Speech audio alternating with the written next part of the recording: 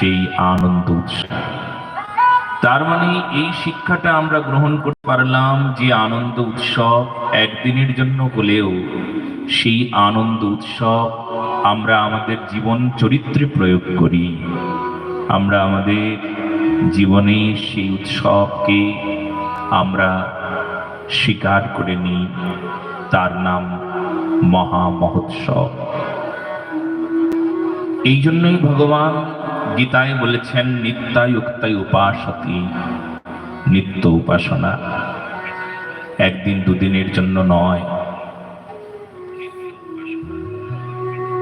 এ আমাদের প্রত্যহ, এ আমাদের নিত্য। আমরা একদিন প্রসাদ পাই না, আমরা নিত্য প্রসাদ পাই। একদিন প্রসাদ পাই আমরা, যে আজ প্রসাদ পেলাম, কাল ভোগ লাগালাম না, কাল রান্না করলাম, বাস থালার মধ্যে নিয়ে গপ গপ গপ গপ করে খেয়ে নিলাম। গীতায় বলে চুরি করা হয়। প্রতিদিন যা আহার করব এমন নয় যে ঠাকুরকে চিড়ে ভোগ লাগাবো আর আমরা ডাল অন্ন সবজি আদি আহার করব, এমন না।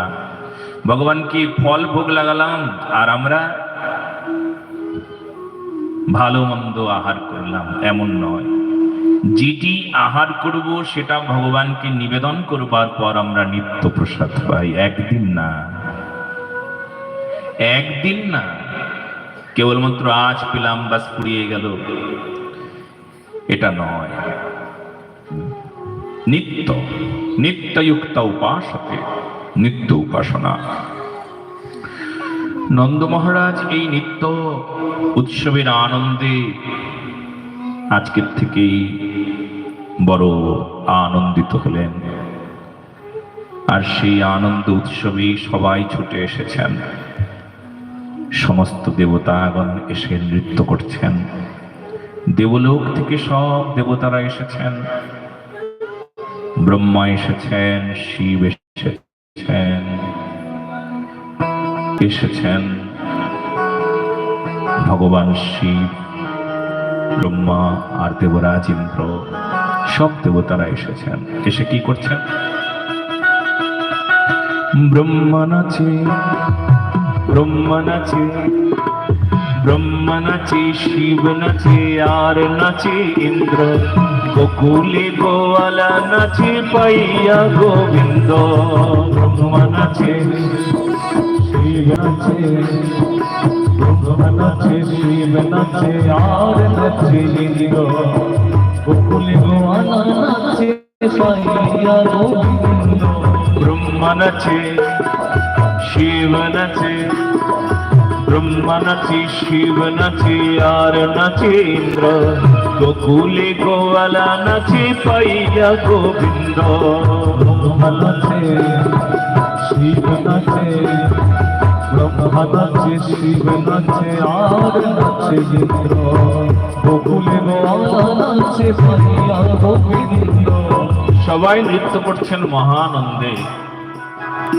এই ব্রহ্মা তার 4 মুখ, শিবের 5 মুখ, আর দেবতাগণ তাদের 1টা মুখ। সবাই নৃত্য করছেন। আর সবার নৃত্যের এমন আনন্দ, ভগবান কৃষ্ণকে ঘিরে ঘিরে নৃত্য করছেন।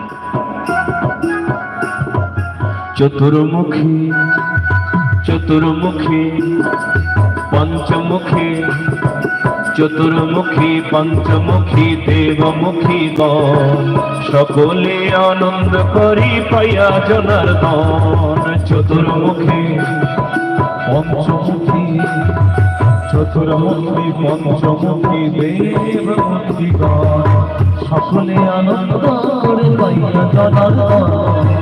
সকলে জনার্দনকে পেয়ে সবাই আনন্দ করছেন। এই সবাই আনন্দ উৎসবে সবাই বড় উন্মত্ত হয়ে গিয়েছেন। সবাই আনন্দ করছেন। ভগবান শ্রীকৃষ্ণ তাকে দর্শন করে সবার বড় সুখ হচ্ছেন।